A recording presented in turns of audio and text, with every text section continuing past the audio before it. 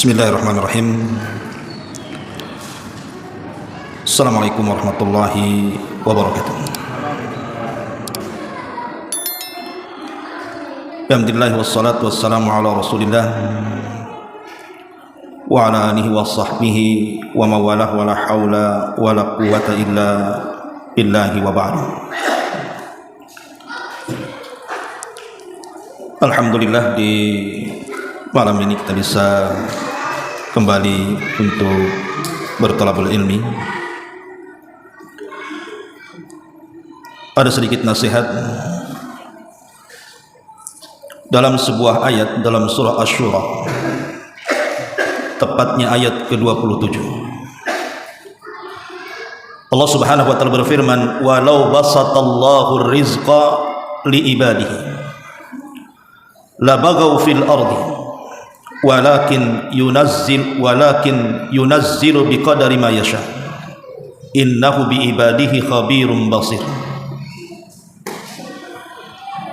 Seandainya Allah Subhanahu wa taala membentangkan rizki seluas-luasnya kepada semua hamba-hambanya, maka sungguh mereka akan melampaui batas di permukaan bumi ini. Akan tapi Allah Subhanahu wa taala sudah mendudukkan sesuai dengan kadar masing-masing, sesuai dengan kehendaknya. Dan sesungguhnya Allah dengan hamba-hambanya maha memperhatikan dan maha melihat. Ma'asyiral muslimin yang dimuliakan Allah Subhanahu wa taala, sudah sunnatullah di masyarakat kita bahwa manusia itu sudah dibagi-bagi kondisinya oleh Allah Subhanahu wa taala. Ada yang kaya, ada yang miskin. Ada yang sakit, ada yang sehat. Ada yang senang, ada yang susah. Dan begitu seterusnya. Sebab kalau seandainya seluruh manusia tidak ada yang miskin, semua kaya. Sebagaimana Allah katakan, "Walau basatallahu rizqa li ibadihi." Seandainya Allah bentangkan rizki seluas-luasnya kepada seluruh hamba-hambanya, kira-kira kehidupan manusia akan stabil? Tidak. Justru Allah katakan la baghaw fil ardi. Tentu sebagian mereka pasti akan menzalimi yang lainnya. Karena dunia sudah tidak berfungsi lagi, semua kaya, tidak saling berhajat satu dengan yang lainnya. Makanya kemudian Allah Subhanahu wa taala memberikan ujian kepada manusia. Ada yang kaya, ada yang miskin, ada yang sehat, ada yang sakit, dan begitu seterusnya. Ma'asyiral muslimin yang dimuliakan Allah Subhanahu wa taala, ada orang bertanya lewat WA ke saya, "Ustaz, saya sering mendengarkan ceramah Ustaz soal bersabar di atas musibah, dan saya sudah hampir 10 tahun terkena stroke, dan saya setiap hari mengamalkan doa Nabi Allah Ayub alaihi salam, tapi tidak kunjung juga sembuh pula stroke itu, makin parah pula. Jadi yang salah ini doanya atau apanya?" Begitu pertanyaannya. Ma'asyiral muslimin yang dimuliakan Allah Subhanahu wa taala, ujian dari Allah Subhanahu wa taala kalau saya boleh bagi, itu ada 3 kelompok. Kelompok yang pertama adalah kelompok orang-orang saleh. Memang dia betul-betul saleh, taat beribadah kepada Allah Subhanahu wa taala, dia menjaga salatnya, menjaga puasanya, menjaga sedekahnya, menjaga semua ibadahnya, dan menjauhi semua maksiat kepada Allah Azza wa Jalla. Betul-betul saleh. Kalau seandainya Allah Subhanahu wa taala timpakan musibah kepada orang yang seperti ini, tiba-tiba kemudian diberikan sakit parah, ekonominya melemah, susah hidupnya, ketahuilah bahwa bagi orang-orang seperti ini sudah ada contoh dari para nabi. Ma'asyiral muslimin yang dimuliakan Allah Azza wa Jalla, kita lihat para nabi. Siapa yang menguburkan 6 anaknya dengan tangannya sendiri? Siapa? Nabi kita Muhammad sallallahu alaihi wasallam. Dia kuburkan anak-anaknya dengan tangannya sendiri, 6 orang. Musibah berat, ikhwan, ditinggal mati anak-anak. Tapi Nabi sallallahu alaihi wasallam bersabar. Siapa yang kemudian kehilangan anaknya selama 40 tahun, tidak tahu kabar? Nabi Yakub alaihi salam. Ketika Nabi Yusuf alaihi salatu wassalam dicelakakan saudaranya, akhirnya kemudian diambil para pedagang ke Mesir, dijual 40 tahun. Nabi Yakub kehilangan kabar Nabi Yusuf alaihi salam. Siapa yang tidak sedih hati orang tua kehilangan anak tercintanya? Ini musibah. Contoh para nabi. Tapi Yakub bersabar kepada Allah azza wa jalla. Kemudian siapa yang ditimpa musibah, semua anak-anaknya meninggal dunia, semua hartanya ludes, tidak tersisa, bahkan Allah subhanahu wa ta'ala berikan penyakit 18 tahun lamanya, tidak kunjung disembuh-sembuhkan. Siapa nabi ini? Ayub alaihi salam. Kemudian tadi Nabi Yusuf alaihi salatu wassalam harus kemudian dijual dengan harga murah, dimasukkan lagi ke dalam penjara. Dan banyak contoh-contoh para nabi, bagaimana ujian berat bagi mereka itu luar biasa. Pertanyaannya, apakah para nabi ahli maksiat? Bukan. Para nabi bukan ahli maksiat, mereka ahli ibadah, bahkan tidak pernah bermaksiat pun mereka. Tapi kenapa kemudian Allah subhanahu wa ta'ala memberikan ujian seberat itu kepada mereka, sampai Nabi SAW mengatakan asyaddal bala indallahil anbiya, ujian yang paling berat itu para nabi. Padahal mereka bukan ahli maksiat, mereka ahli ibadah. Tidak lain dan bukan jawabannya karena Allah subhanahu wa ta'ala hendak mengangkat derajat mereka. Jadi kalau ada orang saleh, ahli ibadah, ahli taat, tidak pernah bermaksiat, tiba-tiba diuji oleh Allah subhanahu wa ta'ala dengan penyakit, dengan ekonomi, dengan kesusahan, dan begitu seterusnya, maka pujilah Allah subhanahu wa ta'ala, bersyukurlah kepada Allah, berarti itu tanda Allah mengangkat derajatnya. Ini yang pertama. Yang kedua, ada kelompok ini, mereka orang-orang saleh, ahli ibadah, salatnya luar biasa, puasanya luar biasa, semua ibadah dia berusaha untuk melakukannya, tapi terkadang terkalahkan hawa nafsunya. Mungkin dia terjerumus kepada zina, mungkin terjerumus kepada ghibah, mungkin terjerumus kepada riba, dan begitu seterusnya. Jadi satu sisi dia laksanakan hak-hak dia kepada Allah azza wa jalla, sisi lain pula dia melanggar.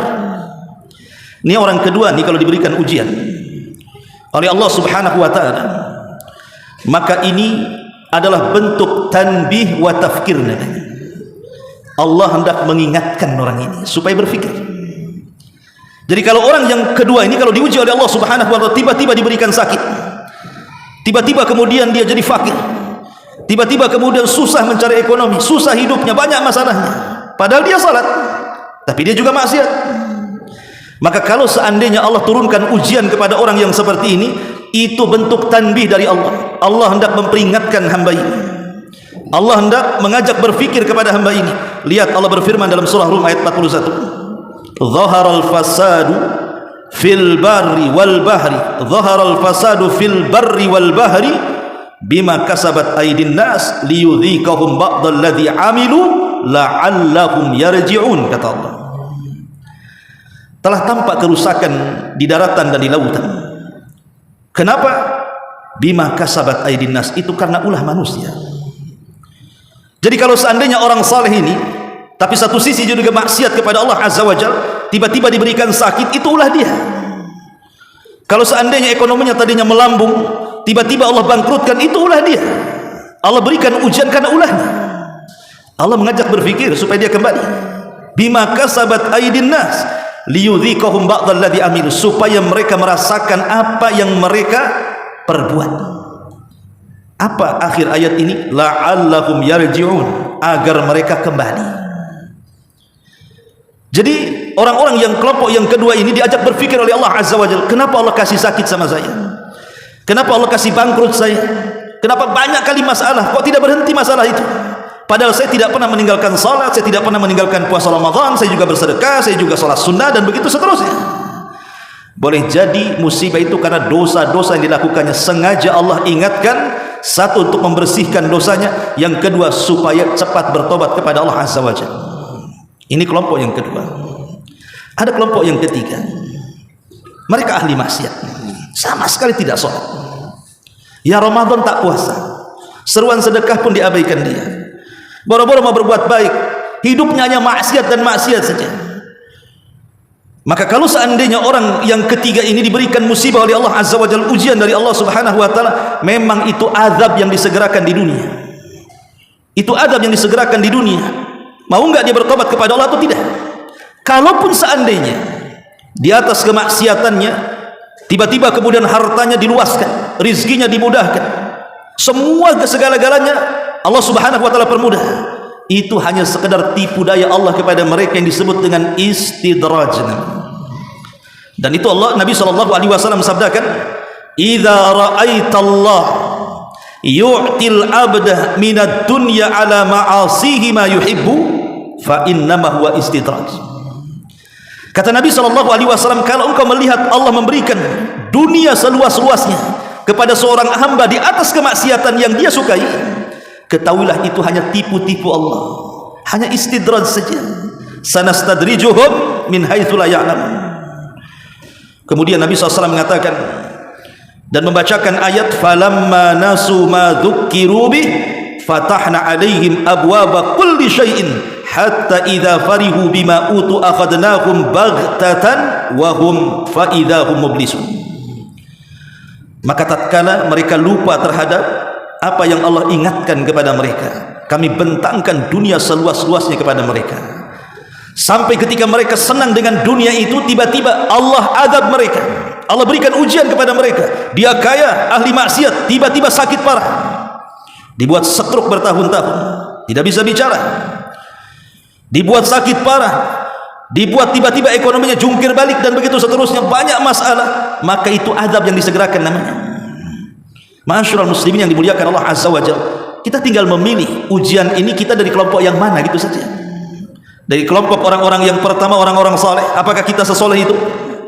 Atau dari kelompok yang kedua, ataukah justru dari kelompok yang ketiga? Nah, kita ngaca kepada uraian-uraian para ulama ini.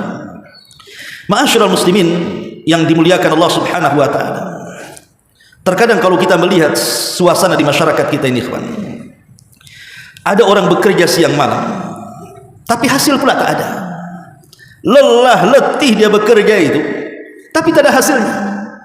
Kepanasan ya kehujanan, tenaga sudah habis pun tidak ada hasilnya. Atau ada orang-orang yang mungkin bekerja di perusahaan tertentu dengan gaji yang kecil, tidak mencukupi untuk memberi makan keluarganya.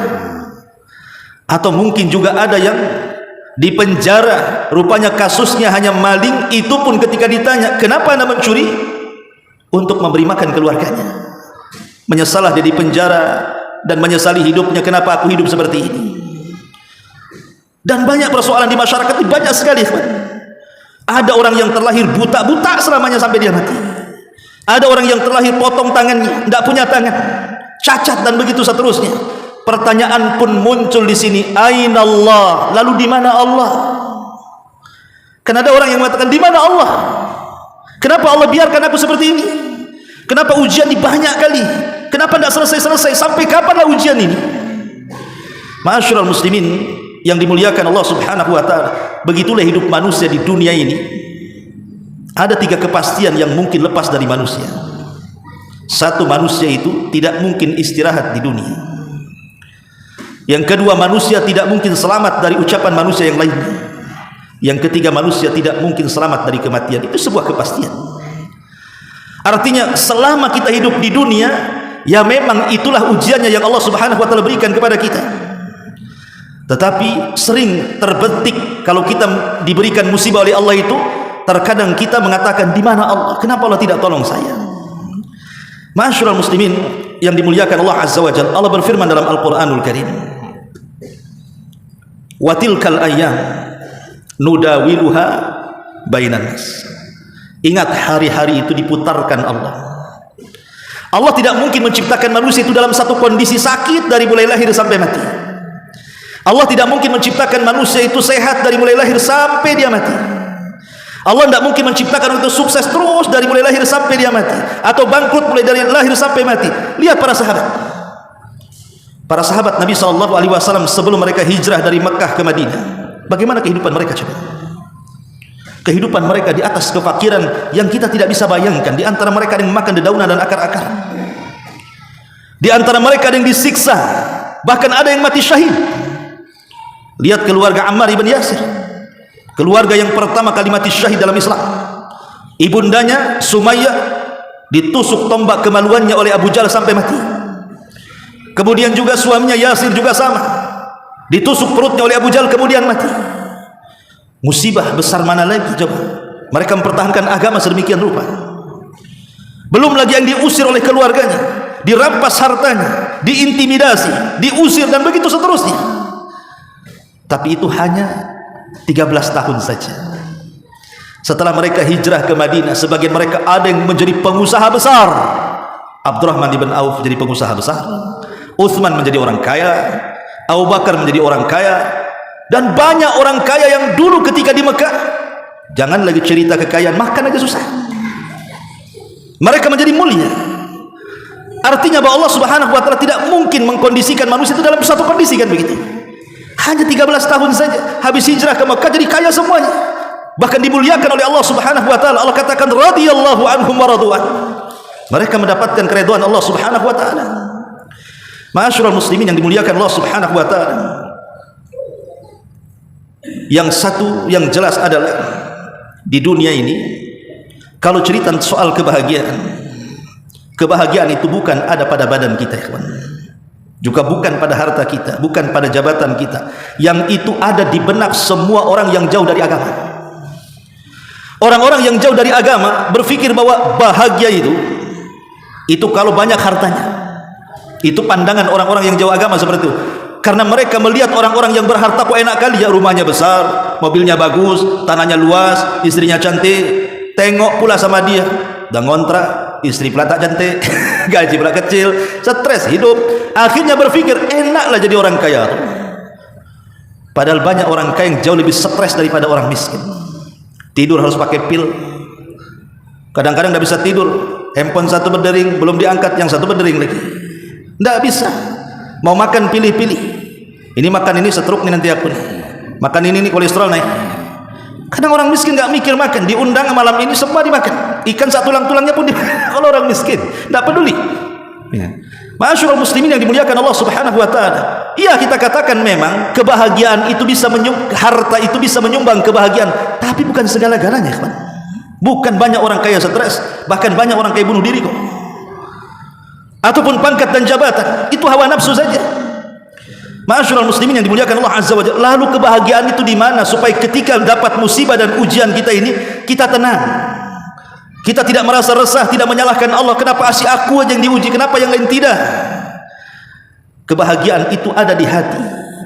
Karena Nabi SAW mengatakan, kalau akhirat yang dikejar, maka Allah akan letakkan kekayaan di kedua matanya. Maksudnya kaya hati di sini. Kalaupun seandainya Allah Subhanahu wa taala tidak memberikan kebahagiaan di dunia, karena tadi Allah katakan, katanya Allah tidak mungkin mengkondisikan manusia dalam satu kondisi. Toh dari kecil sampai sekarang saya susah, Ustaz, saya usia sudah 40 tahun ya gini-gini saja katanya. Sakit pun ini sudah 20 tahun tak sembuh-sembuh. Ingat, kehidupan itu bukan satu tempat. Kehidupan ini bukan di dunia saja, ada kehidupan yang jauh lebih kekal dibandingkan dunia. Nabi SAW bersabda dalam sebuah hadis yang dikeluarkan Imam Muslim, hadis Anas bin Malik radhiyallahu anhu. Apa kata Nabi SAW? Yu'ta bi an'ami ahli dunya min ahli nar yaumal qiyamah. Akan didatangkan di hadapan Allah orang yang paling senang ketika hidup di dunia. Mungkin ketika lahir dapat warisan banyak, sudah besar dikembangkan usahanya, akhirnya kaya raya sampai mati tidak pernah miskin. Anggaplah senang hidupnya, tapi Allah takdirkan dia termasuk penduduk neraka. Didatangkan orang kayak gini. Kemudian kata Rasul, fayasbigu finnari sibghatan, maka dia pun dicelupkan di neraka satu kali celupan saja.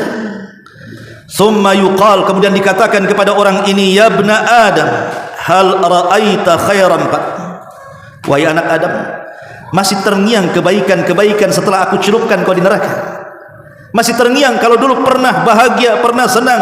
Dia mengatakan, tidak ya Rabb, hilang memori kebahagiaan. Padahal di dunia, ikhwan, kalau dulunya pernah kaya kemudian dia bangkrut, dia bisa bercerita, dulu saya pernah kaya loh.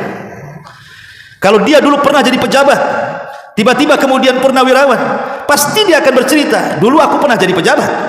Makanya banyak para pejabat itu yang kadang-kadang sudah pensiun dia kurang move on kan, kayak masih jabatan aja, padahal udah kayak pejabat tuh, masih nunjuk-nunjuk orang aja, padahal sudah jadi masyarakat. Kan banyak orang yang belum terima tuh. Karena saya lihat banyak para pejabat kalau pensiun itu stres tuh hidupnya, merasa dia masih menjabat. Masalahnya di dunia ini kalau pernah kaya, pernah sukses, tiba-tiba kemudian jatuh, masih terpikirlah suksesnya itu. Tapi orang yang dicelupkan ke neraka satu kali celupan, hilang memorinya. Dan dikatakan, apakah kamu masih pernah merasakan senang? Dia mengatakan tidak, ya Allah, hilang semuanya. Tapi lihat lanjutan hadisnya. Kata Nabi SAW, wa yu'ta bi asyaddin nas bu'san fid dunya min ahlil jannah. Tapi ada orang yang susah, mulai brojol lahir sampai mati dia susah hidupnya, tidak pernah senang. Hidupnya susah, belangsak bahasa kitanya. Tapi Allah takdirkan dia termasuk penduduk surga pula. Kemudian fayasbigu sibghatan fil jannah, dia pun dicelupkan di surga satu celupan saja, masuk, dikeluarkan lagi. Kemudian yuqalu lahu, dikatakan kepadanya, ya ibna Adam, hal ra'aita bu'san qad? Masih teringat susahmu di dunia? Dia mengatakan, qala ya Rabb, tidak. Hilang susahnya, hilang memori susahnya. Coba bayangkan, padahal kalau orang pernah susah kemudian kaya, pasti dia bercerita, aku juga susah kayak kamu.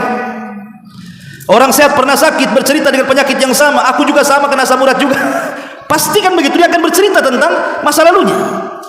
Tapi ketika dimasukkan ke dalam sorga, seolah-olah dia tidak pernah hidup susah.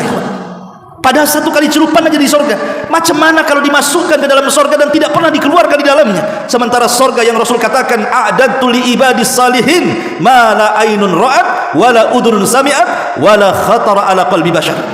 Sebuah kenikmatan yang tidak bisa dilihat mata, didengar telinga, terlintas pun tidak, saking nikmatnya sorga itu. Jadi seandainya Allah Subhanahu wa taala takdirkan orang itu diuji, kesehatannya, kekayaannya, keluarganya, imma dengan kematiannya atau dengan musibah apapun, itu sifatnya sementara. Boleh jadi Allah angkat di dunia sebelum akhirat, atau boleh jadi mungkin sengaja Allah perpanjang ujian itu. Satu, boleh jadi untuk menggugurkan dosa-dosanya, yang kedua boleh jadi untuk mengangkat derajatnya, dan boleh jadi itu juga teguran dari Allah Subhanahu wa taala supaya kita lebih dekat dengan Allah Subhanahu wa taala. Ma'asyiral muslimin yang dimuliakan Allah Subhanahu wa taala, maka kaidahnya adalah wabasyiris sabirin, berbahagialah bagi orang-orang yang sabar. Ada sebuah hadis yang dikeluarkan Imam Tirmidzi, hadis ini hasan, dari sahabat Abi Hurairah radhiyallahu anhu. Nabi SAW mengatakan, wa ma yazalul bala bil mu'mini wal mu'minati fi nafsihi wa waladihi wa malihi hatta yalqallah wa ma alaihi khati'ah. Terkadang Allah menguji seorang mukmin laki-laki atau mukmin perempuan. Mungkin diuji terhadap dirinya dengan berbagai macam penyakit, mungkin diuji dengan anak-anaknya yang nakal, atau mungkin dengan kematiannya, mungkin diuji dengan hartanya, kelaparan, kesusahan. Tapi Rasul mengatakan hatta yalqallah, sampai dia berjumpa dengan Allah, wa ma alaihi khati'ah. Boleh jadi ujian-ujian itu menggugurkan dosa-dosanya sehingga berjumpa dengan Allah, satu dosa pun sudah tidak ada. Ma'asyiral muslimin yang dimuliakan Allah Azza wa Jalla, sehingga nanti pada hari kiamat orang-orang yang banyak nikmatnya di dunia ini, orang-orang yang banyak nikmatnya di dunia memandang orang-orang yang banyak cobaannya di dunia. Jadi nanti saling pandang-pandangan tuh di akhirat. Jadi ada satu kelompok ini di dunia senang hidupnya, Allah berikan nikmat yang luar biasa. Kelompok yang lain susah hidupnya, banyak ujiannya. Maka orang-orang yang senang di dunia ini memandang orang-orang yang susah di dunia kelak di akhirat ya. Apa kata Rasul? Ya waddu ahlul afiyati yaumal qiyamah hina yu'ta ahlul bala ats-tsawaba law anna juludahum kanat qurridat fid dunya bil maqarid, kata Rasul. Orang-orang yang banyak nikmat di dunia kelak di akhirat memandang orang-orang yang banyak ujiannya di dunia kelak di akhirat, ketika Allah berikan pahala yang banyak kepada orang-orang yang diberikan ujian, mereka cemburu dan mereka mengatakan, ya Rabb, kalau seandainya kau bisa kembalikanlah aku di dunia, aku siap engkau buat kulitku terkelupas dari badanku. Aku siap dikelupaskan kulitku dari badanku supaya aku mendapatkan pahala seperti dia, katanya. Tapi ucapan ini ucapan sia-sia di akhirat. Mana bisa orang balik lagi ke dunia? Ma'asyiral muslimin yang dimuliakan Allah Subhanahu wa taala, intinya Allah tidak membiarkan hambanya sia-sia dengan ujian, ikhwan. Tidak. Siapapun yang terzalimi pasti Allah akan mengambil haknya. Siapapun yang mengalami kefakiran, pasti Allah Subhanahu wa taala satu hari nanti akan memberikan kebahagiaan kepada dia. Kita tidak tahu hikmah Allah itu. Makanya tadi ayat yang pertama Allah katakan apa? Innahu khabirum basir. Allah lebih paham dengan kondisi hamba-hambanya. Karena ada orang-orang itu yang diberikan oleh Allah Subhanahu wa taala penyakit, kalau seandainya disehatkan, bisa saja dia kufur. Ketika dia sakit, zikirnya kencang, doanya panjang, tangisannya deras. Ketika sehat lupa pula tuh zikir-zikir itu, maksiat lagi dia. Maka sengaja Allah buat lama tuh penyakitnya. Atau mungkin orang-orang fakir berusaha ke sana kemari kok tidak kaya-kaya, sebab kalau Allah berikan kekayaan, jangan-jangan seperti firman Allah, kalla innal insana la yatgha an ra'ahus taghna. Sekali-kali jangan seperti itu. Manusia itu terkadang melampaui batas, kata Allah, apabila di dunia dibentangkan kekayaan kepadanya. Boleh jadi sengaja nggak dikaya-kayakan, sebab kalau dia kaya jadi korun dia. Kalau jadi mungkin dia milih ikut pemilihan caleg, 3 kali pilih tak dipilih-pilih umpamanya, udah habis miliaran kok nggak diangkat-angkat. Boleh jadi kalau dia diangkat jadi Fir'aun dia, bisa saja sengaja Allah buat tuh hartanya habis untuk pileg saja kan. Semua ada hikmahnya. Ujian itu tidak ada yang sia-sia. Ma'asyiral muslimin yang dimuliakan Allah Azza wa Jalla, karena namanya dunia ini halalnya akan dihisab, haramnya akan diazab, dan sabarnya sebagai pelipat ganda nikmat di hadapan Allah Azza wa Jalla. Ini kalimat indah, kalimat para ulama. Saya ulang, halalnya akan dihisab, haramnya akan diazab, dan sabarnya akan menjadi pelipat ganda nikmat. Itulah dunia. Ma'asyiral muslimin yang dimuliakan Allah Subhanahu wa taala. Di dalam sebuah hadis yang dikeluarkan Imam Muslim, Nabi sallallahu alaihi wasallam bersabda, "Innallaha qasama bainakum akhlaqakum kama qasama bainakum arzaqakum." Sesungguhnya Allah Subhanahu wa taala telah membagi akhlak-akhlak di antara kalian. Ada orang yang akhlaknya lembut kali, penyabar, penyayang. Tapi ada akhlak orang itu kadang-kadang keras hati, mudah emosi, mudah marah, atau terkadang sabar, terkadang marah. Namanya akhlak manusia berbeda-beda. Ketika Allah Subhanahu wa taala terkadang membagi-bagi akhlak kepada manusia, begitu juga kata Rasul, kama qasama bainakum arzaqakum, sebagaimana Allah juga sudah membagi rizki-rizki kalian. Jadi rizki itu sudah dibagi oleh Allah Subhanahu wa taala. Makanya kita lihat, ada yang kaya, ada yang sedang, ada yang miskin. Ada yang sehat, ada yang sakit, ada yang sakit parah. Ada yang masalah, entah dari mana masalah, kok banyak kali masalah. Memang begitulah Allah Subhanahu wa taala telah membagi rizki masing-masing. Tapi satu hal yang harus diingat, bahwa ketika Allah membagi rizki kepada kita itu, Allah bagi dengan keadilan dan kebijaksanaan Allah Azza wa Jalla. Allah tidak pernah menzalimi hamba-hambanya. Ketika kita diberikan kemiskinan, Allah zalim kepada kita? Tidak, itu baik bagi kita. Ketika Allah Subhanahu wa taala berikan kekayaan, apakah kita katakan Allah sayang dengan dia? Tidak, itu ujian. Karena kaya miskin itu dua-duanya ujian kan? Makanya Allah mengatakan, wa nabluukum bisyarri wal khairi fitnah, dan kami akan uji kalian dengan yang baik dan yang buruk, dua-duanya fitnah. Bahkan terkadang kekayaan lebih besar ujiannya daripada kefakiran. Kenapa demikian? Karena kekayaan itu alat maksiat. Makanya ada istilah para ulama, al-malu sirru tughyan. Kekayaan itu rahasia bejatnya manusia. Rata-rata orang bejat itu orang kaya, ikhwan. Dengan kekayaannya dia bisa sewa orang zalim, orang jahat, para preman, robohkan, ambil tanah, buat dia sengsara, dan begitu seterusnya. Kalau dia miskin tak sanggup, dia bayar preman. Dengan kekayaannya dia bisa mabok, dia bisa beli minuman. Kalau orang miskin apa? Kelapa muda yang dibeli, nggak mabok pun dia minum. Dengan kekayaannya dia bisa berzina. Dengan kekayaannya dia melampaui batas, ikhwan. Makanya kekayaan itu sirruh ya. Tapi orang miskin apa? Maling, ketangkap, masuk penjara, stres dalam penjara. Itu setakat itu aja orang miskin. Makanya hisabnya pun orang-orang miskin itu lebih mudah dibandingkan orang kaya. Kata Nabi SAW, orang kaya itu dua soalannya, min aina iktasabahu wa fima anfaqahu. Dari mana kau dapat? Kemana pula kau belanjakan? Makanya kalau kita lihat, ada 4 kelompok di dunia ini yang mencari harta. Satu, ada orang yang mencari harta dengan halal, betul-betul halal. Pagi, siang, sore dia cari harta dengan keringatnya. dia tidak riba, dia tidak zalim, dia tidak mengambil hak yang betul-betul halal, dan diinfakkan dengan cara yang halal pula. Memang tujuannya untuk menafkahi keluarganya. Maka ini orang yang polos, orang yang lurus, inilah sebahagia-bahagia manusia. Yang kedua, ada orang yang mencari harta dengan halal, susah payah dia cari harta dengan halal, sudah dapat tuh hartanya, diinfakkan pula untuk maksiat.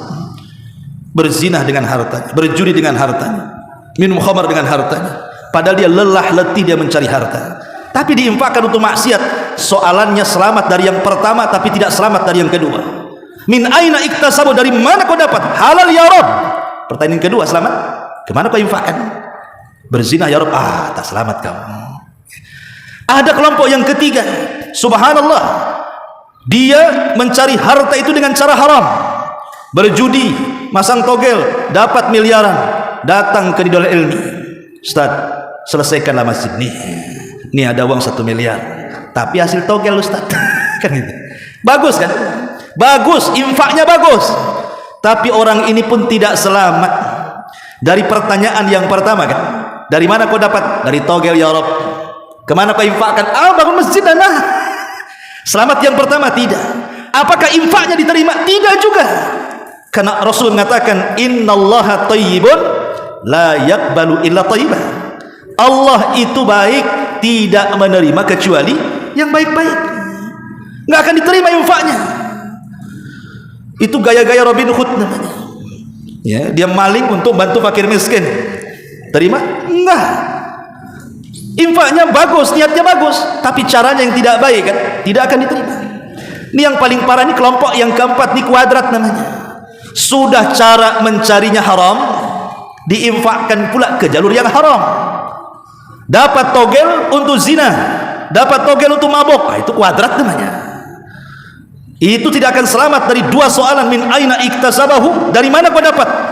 Hasil togel ya Rabb. Kemana kau belanjakan? Mabok ya Rabb. Kena lah dia. Dua-duanya kena.